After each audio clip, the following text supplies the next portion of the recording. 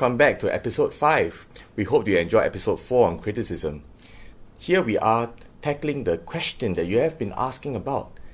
We are talking about challenges faced by persons with same-sex attraction within the community who are leaders. So here we are asking Jim for his insights on this. What if we knew one of our core team members is gay? Okay. What should I do, perhaps as a fellow leader? Should I continue to let them serve, or should I do something differently and ask them to stop serving temporarily? What should I do? Well,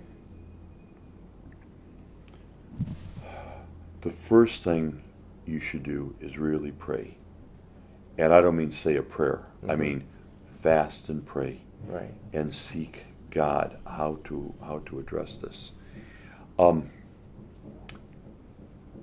Boy, there's a couple layers here. Let's take it one step at a time.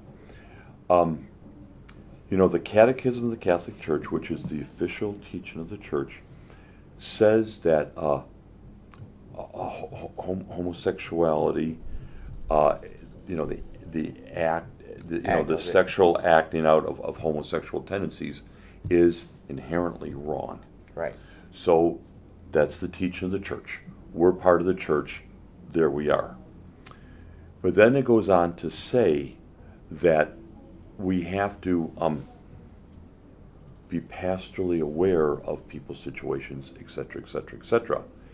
And the Church calls people who have same-sex attraction to live a chaste life.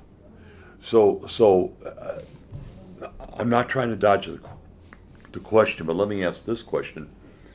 If I was aware that a member of my team who wasn't married was having a heterosexual sexual relationship, what would I do? And so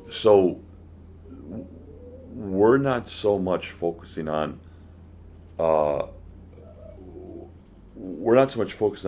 like what's going on in a person's private life as much as how are they living their life? Is it in accord with the will of God? So the Church also says that if a person has same-sex attraction, they should be treated with respect, with proper accord. They should never be made fun of, threatened, prejudiced against, nothing like that. So, in the old language of the Church, we disagree with the sin, but we love the sinner. Okay, this is where it gets a little complicated, because what we're calling a person to is chastity. Now, here's another question. Do you know for sure who's a homosexual and who isn't? What do you base that on? Is say, well, they're kind of effeminate.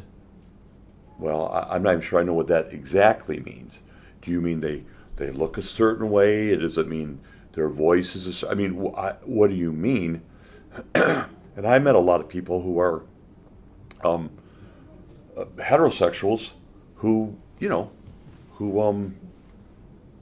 would perhaps give the impersonation or the impression that they're perhaps a little bit effeminate, but they're fine, healthy, normal human beings. Thank you for staying with us. We hope you've enjoyed Jim's insight. In fact, he speaks about having warmth for the people, not just the act. Here, we're talking about episode 6, and he's going to continue a little bit more on this same topic. So catch us in the next episode.